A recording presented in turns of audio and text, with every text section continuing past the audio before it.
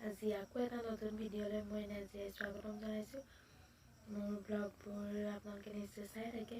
মই সেইদিনাই এটা ব্লগত কৈছিলোঁ যে মোৰ চিলাই মেচিনৰ যিটো ভিডিঅ' তাত মানে মেচিনটো মই ড্ৰয়িং ৰুমত ৰাখিছিলোঁ আৰু থোৱাৰ জেগাৰ মানে ওলাব বুলি কৈছিলোঁ। তাৰমানে তাতে ৰাখিছোঁ, থোৱা জেগা বিশেষ মানে সুবিধা হোৱা নাই কাৰণে মানে যেতিয়া সুবিধা হ'ব মই কৈছিলোঁ যে বেলেগত থ'ম আৰু জেগা মানে ওলাই আছে। তাকে ভাবিছোঁ ক'ত জেগা ওলাইছে আৰু কেনেকৈ উলিয়াইছোঁ অলপ আপোনালোকৰ লগত শ্বেয়াৰ কৰোঁ বুলি।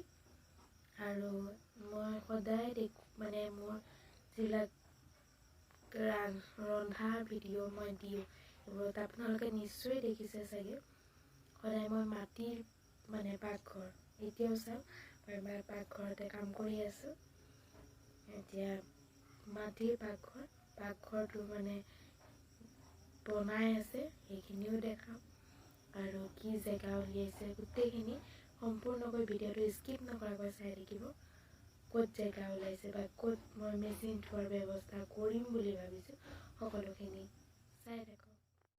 এয়া আমাৰ নতুন পাকঘৰ আৰম্ভণি কৰা হৈছে। এয়া এটা কৰিডৰ বনোৱা হৈছে।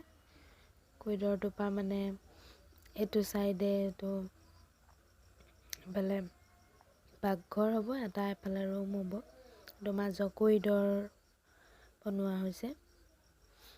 এইটো চাইডে মানে পাকঘৰৰ কাৰণে ইয়াৰ শ্লেব ঢালা হৈ আছে। আজি মিস্ত্ৰী নাই কাৰণে মই দেখুৱাই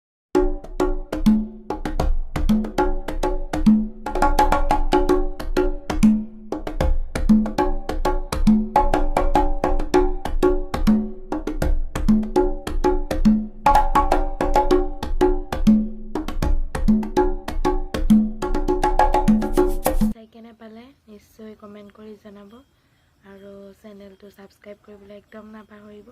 লাইক, কমেণ্ট, শ্বেয়াৰ কৰিব। আজিলৈ বাই বাই।